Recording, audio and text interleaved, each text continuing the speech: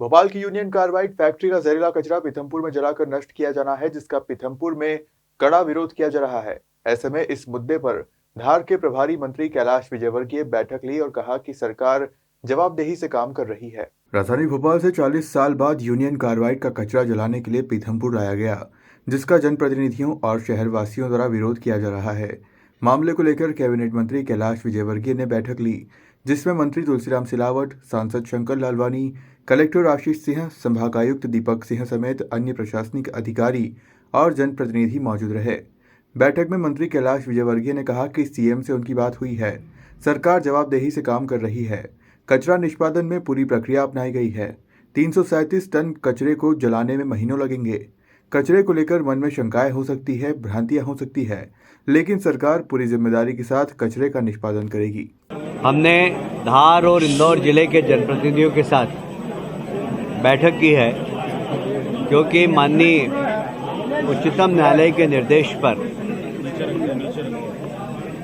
Union carbide के कचरे को पीथमपुर में जलाने के निर्देश राज्य शासन को प्राप्त हुए और उसमें समय सीमा भी है। उस समय सीमा में आप निष्पादन उसका करें और कोर्ट को जानकारी दें।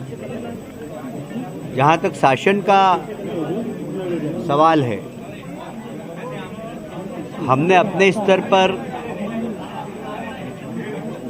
पहले, यह आज का विषय नहीं है, आप जानते हैं 40 साल पहले की घटना है। उसके बाद इसके निष्पादन पर सवाल बहुत सारे खड़े हुए।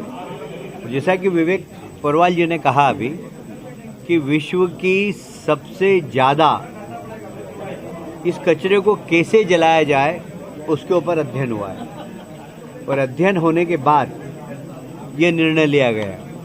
सुप्रीम कोर्ट ने भी 14 कमेटी बनाई थी, माननीय भारत सरकार ने भी 16 कमेटियां बनाई और सब तकनीकी कमेटियां थी, जिन्होंने बहुत बारीकी से अध्ययन करके इस कचरे को जलाने के बाद उसका इफेक्ट क्या होगा उसके ऊपर अध्ययन करके अपनी रिपोर्ट प्रस्तुत की है सुप्रीम कोर्ट को। और अभी भी सुप्रीम कोर्ट ने जो निर्देश दिया वो ये दिया कि एक साथ आपको जलाना नहीं, आपको कचरा जलाने के बाद क्या क्या उसमें से ऐसे पदार्थ निकल रहे हैं जो मानव के लिए हानिकारक है, उसका आप अध्ययन करें और अध्ययन करने के बाद सुप्रीम कोर्ट को रिपोर्ट दें। तो सुप्रीम कोर्ट ने ऐसा नहीं निर्देश दे दिया एकदम कि आप बिल्कुल जला दीजिए।